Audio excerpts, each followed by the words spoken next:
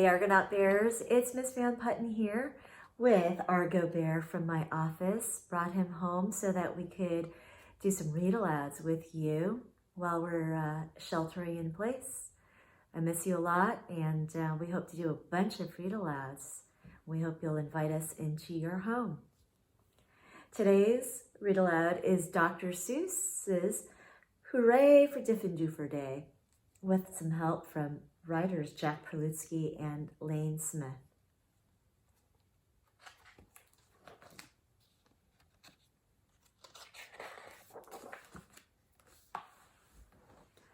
I've always lived in Dinkerville. My friends all live here too. We go to Diffendoofer school. We're happy that we do.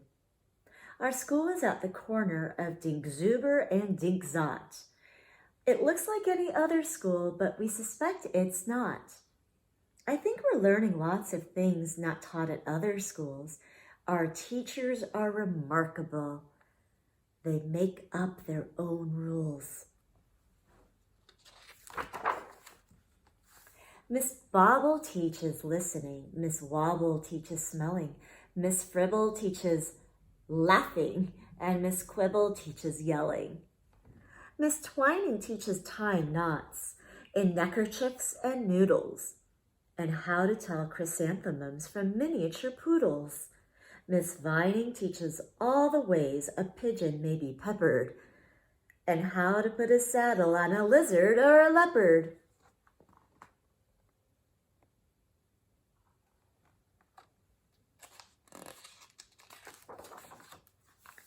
My teacher is Miss Bonkers. She's as bouncy as a flea.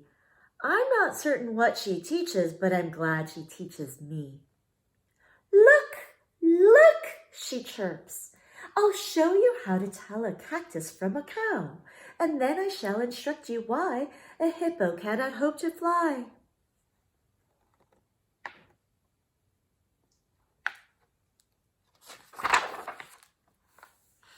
She even teaches frogs to dance and pigs to put on underpants. One day she taught a duck to sing. Miss Bonkers teaches everything. Of all the teachers in our school, I like Miss Bonkers best. Our teachers are all different, but she's differenter than the rest.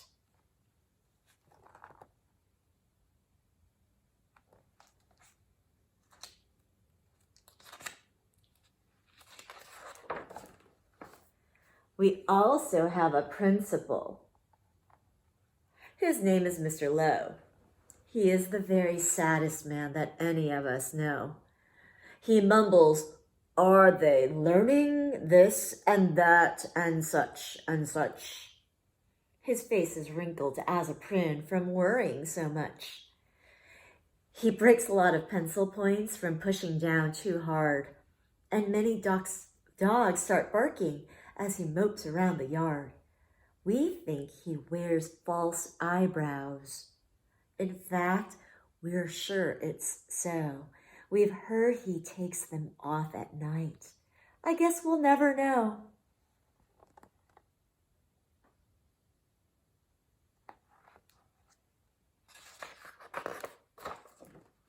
But we know he likes Miss Bonkers. He treats her like a queen. He's always there to watch her when she's on her trampoline.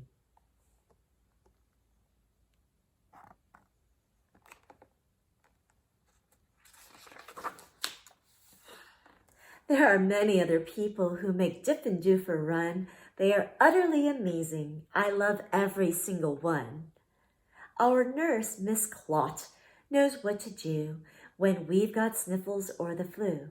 One day I had a splinter, so she bandaged me from head to toe. Mr. Plunger, our custodian, has fashioned a machine, a super flooper-doo. It keeps the whole school clean.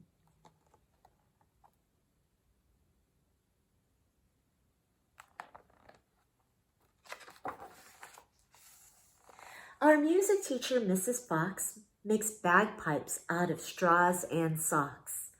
Our art instructor, Mr. Bees, paints pictures hanging by his knees.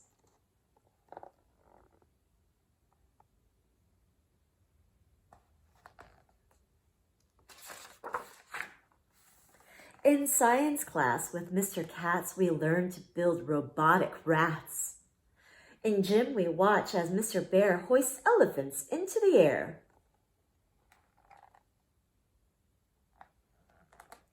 Miss Loon is our librarian. She hides behind the shelves and often cries out, "Louder!" when we're reading to ourselves.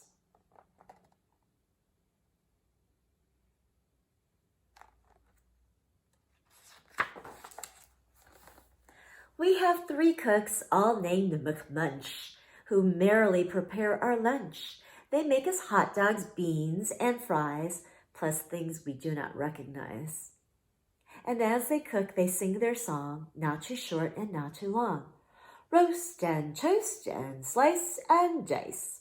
Cooking lunch is oh so nice.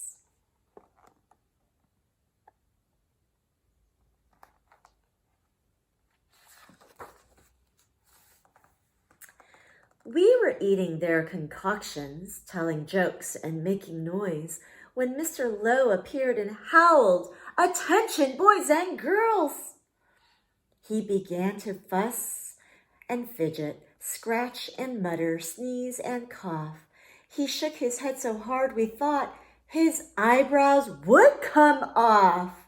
He wrung his hands, he cleared his throat, he shed a single tear, then sobbed, "I've something to announce, and that is why I'm here. All schools for miles and miles around must take a special test to see who's learning such and such, and to see whose school's the best. If our small school does not do well, then it will be torn down, and you will have to go to school in dreary Flobbertown."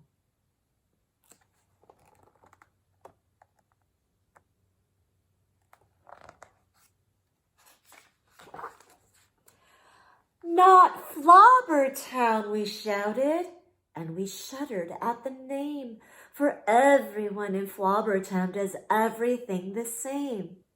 It's miserable in Flobbertown. They dress in just one style. They sing one song. They never dance. They march in single file. They do not have a playground, and they do not have a park. Their lunches have no taste at all. Their dogs are scared to bark.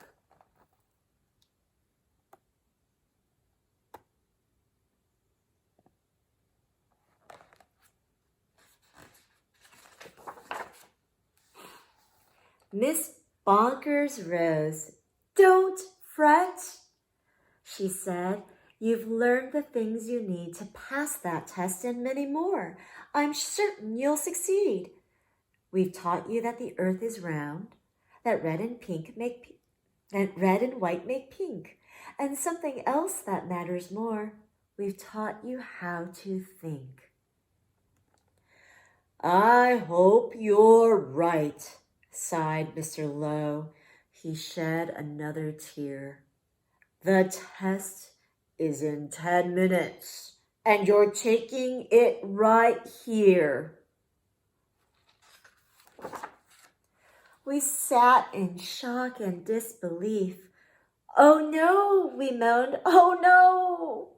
We were even more unhappy than unhappy Mr. Lowe. But then the test was handed out. "Yahoo!" we yelled, "Yahoo!" For it was filled with all the things that we all knew we knew. There were questions about noodles, about poodles, frogs, and yelling, about listening and laughing, and chrysanthemums and smelling. There were questions about other things we'd never seen or heard, and yet we somehow answered them, enjoying every word.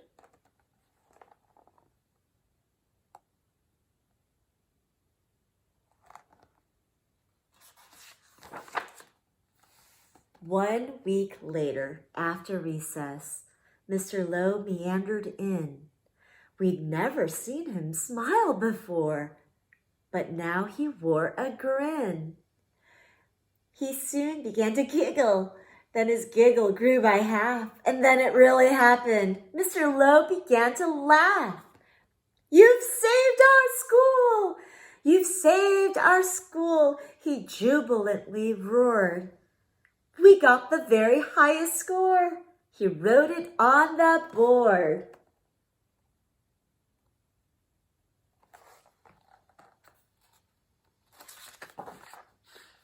Miss Bonkers did some cartwheels till her face turned cherry red. She bounded up to Mr. Lowe and kissed him on the head. "Hooray, hooray," she shouted. "I'm so proud I cannot speak." So she did another cartwheel, and she pecked him on the cheek. "Ahem, ahem," coughed Mr. Lowe. "You all deserve a bow. I thus declare a holiday. It starts exactly now. Because you've done so splendidly in every sort of way, this day forever shall be known as Diffendoofer Day. And furthermore, I promise I won't ever wear a frown. For now I know we'll never go to dreary Flobbertown."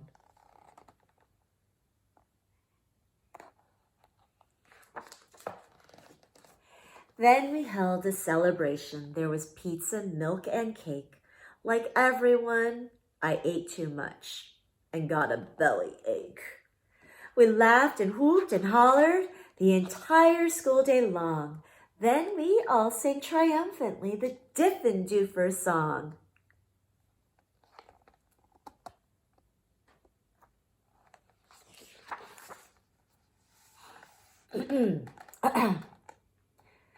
We love you, Diffendoofer School, we definitely do.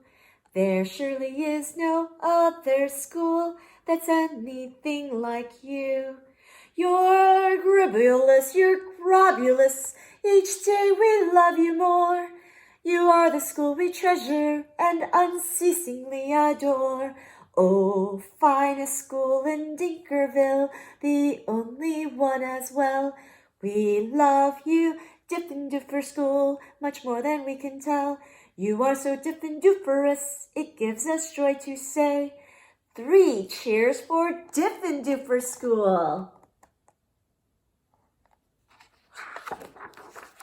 Hooray, hooray, hooray. Apologies for my singing. And this book was published by Scholastic Books, and we hope you enjoyed the story. Tune in for our next read aloud.